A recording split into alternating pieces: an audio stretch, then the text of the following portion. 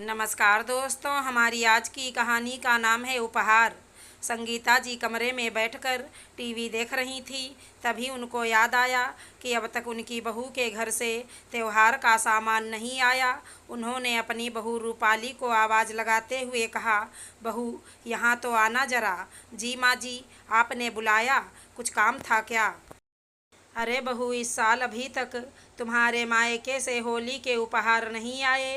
पिछली साल तो तुम वहाँ थी तो कोई बात नहीं, लेकिन इस बार तो भेजना चाहिए ना तुम्हारे मायके वालों को। आखिर ये उनका कर्तव्य बनता है। मेरी सभी सहेलियों में सबके बहू के मायके से होली के उपहार आ गए हैं।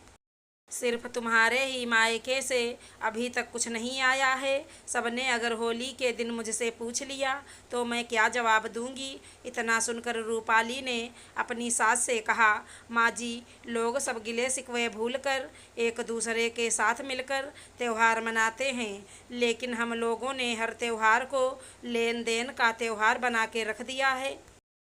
कहाँ और किस ग्रंथ पुराण में ये सब लिखा है कि बहू के घर से बिना होली आए होली नहीं मनाई जाएगी? संगीता जी ने गुस्से में रूपाली से कहा, हर बात में तुम ज़्यादा लेक्चर मत दिया करो। जितना बोला जाए उतना ही सुना करो और किया करो, समझी? तुम्हारे माँ बाप ने तो पहले ही मेरी नाक कटवा कर रख दी है। शादी में कोई भी ढंग की चीज़ ना देकर तब तो मैंने कैसे कैसे बहाना बनाकर तुम्हारे मायके वालों की इज्जत ढकी थी। अब तुम क्या चाहती हो कि मैं हर बार समाज में सबके सामने बहाना करती रहूं? रूपाली क्या कहती? उसको पहले से ही पता था कि सास को किसी बात से कोई फर्क नहीं पड़ने वाला।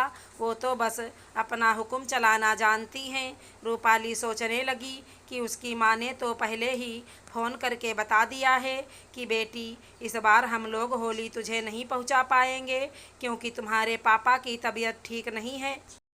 और तुम्हारे भाई भाभी से कहकर कोई फ़ायदा नहीं, क्योंकि तुम तो जानती हो जिनको माँ बाप से नहीं मतलब उनसे कोई उम्मीद रखना ही बेकार है।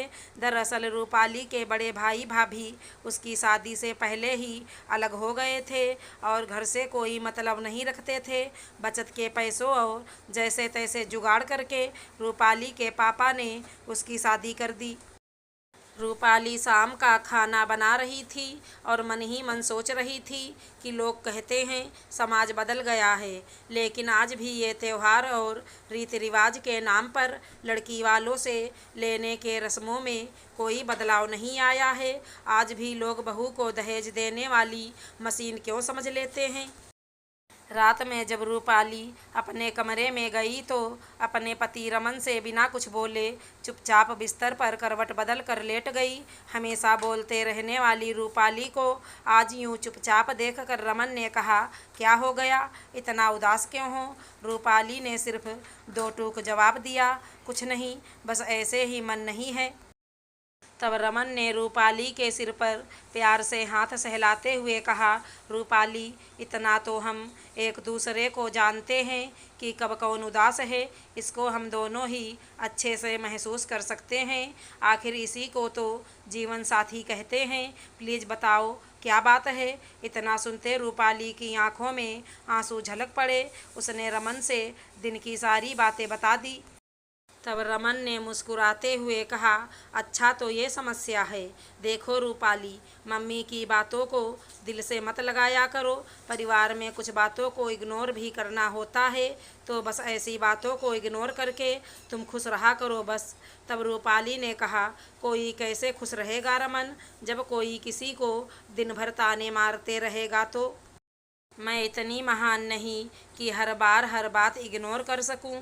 मैं इंसान हूं और मुझे बुरा लगता है। अगले दिन रात में रमन ने अपनी माँ से कहा, माँ, ये लो 20,000 रुपये रूपाली के पापा ने मेरे अकाउंट में भेजे हैं। फ़ोन करके बोला आपको देने के लिए, क्योंकि वो इस बार घर पर नहीं आ पाएंगे, उनकी तबीयत शायद ठीक नहीं।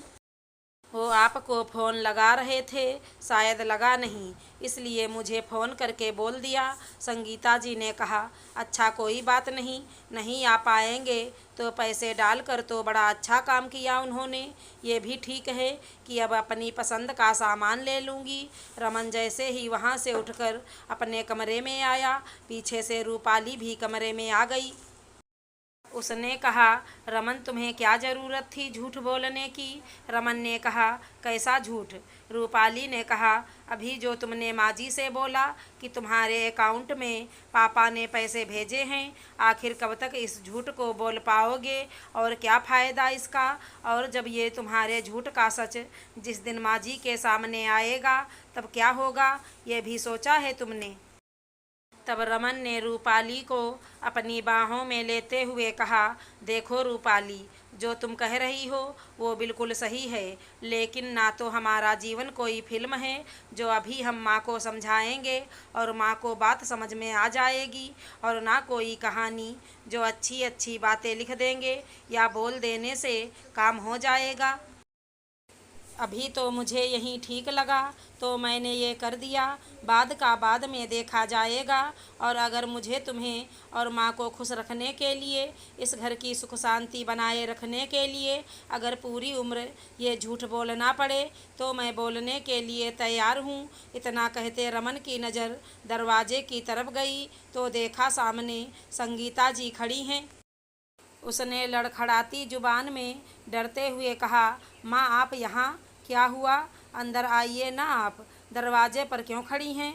कमरे में अंदर आते हुए संगीता जी ने रूपाली को गले से लगाते हुए कहा, बहू होली मुबारक हो, तुम सही कह रही हो, आखिर कब तक ये झूठा दिखावा हम करते रहेंगे? त्योहार पर नेग लेने देने की प्रथा को बंद करके हमें उसे प्यार और खुशियों के साथ मनाने की शुरुआत कहीं न कहीं से तो करनी ही होगी ना। तो अब मैं खुद के घर से ही शुरुआत करूंगी। अब कोई ताने नहीं देगा तुमको नेग और उपहार को लेकर, ये मेरा वादा है तुमसे। और तू इतना बड़ा हो गया कि माँ से झूठ बोलना सीख गया, और तो और साथ में मेरी बहू को भी झूठ बोलना सिखा रहा है। वैसे मैं तो तुझे पूछने आई थी कि ये तो 25,000 हैं, तूने अधिक पैसे क्यों दिए? लेकिन यहाँ तो बात ही कुछ और थी। बेटा, एक झूठ को छिपाने के लिए 100 झूठ बोलने होते हैं, इस बात को हमेशा याद रखना। वैसे अब भी मैं तुझे ये पैसे वापस तो नहीं दूंगी, क्योंकि अब तेरी ये झूठ बोलने की सज़ा है। इससे हम सास बहू शॉपिंग करेंगे, समझा? अरे माँ, वो 5,000 एक्स्ट्रा तो मेरे जेब खर्च के थे, जो मैंने निकाले थे, वो तो दे दो कम से कम आप मुझे। आप सास बहू के चक्कर में मेरा तो नुकसान हो गया। रमन के इतना कहते ही रूपाली और संगीता जी हंसने लगीं। अगर हमारी कहानी पसंद आई हो तो चैनल को लाइक शेयर सब्सक्राइब करें। धन्यवाद दोस्तों।